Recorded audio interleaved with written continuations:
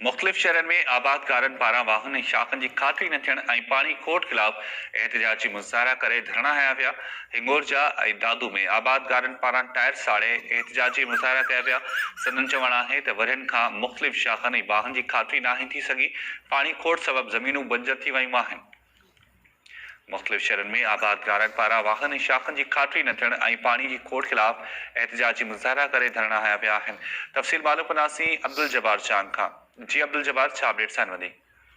जी बिल्कुल, शायद तव्हांखे ॿुधाईंदो हलां तीसरा ऐं मीरठ माइनि जे खातिरी न थियण ख़िलाफ़ आबादकारनि जो 3 ॾींहं जो एहतिजाज जारी, जंहिंमें आबादकार अॻवान हसन अली चाल ऐं नबी बख्श मेचरो पाण खे बाहि ॾेई खणण जो ऐलान पिणु कयो आहे।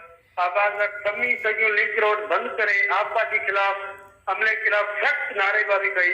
सभी सॼियूं लिंक रोड निचण उस में टायरनि खे बाहियूं ॾेई 2 कलाकनि ताईं रोड बंदि करे आबादकार पंहिंजो सां ॻाल्हाईंदे चयो त जेसि ताईं असां में पुछड़ी जे पाणी न पहुचंदो तेसि ताईं हीअ असांजो एहतिजाजी जेका टेप उन्हनि लॻाई आहे उहा जारी रहंदी। हिननि चयो त असां चई बीठा आहियूं जेके आबादी जा काबुल आहिनि अमलदार ऐं उन्हनि खे चई बीठा, पर केर बि ॿुधण वारो तयारु न आहे, जंहिंजे करे असीं जेके वण बि न खाई सघिया ऐं ॿियो जेको असांजो पोखियल फसल आहे जंहिंमें कमंद जुअर ऐं जा अंब बाग़ात जेके सुकी खड़ी तबाह थी रहिया आहिनि।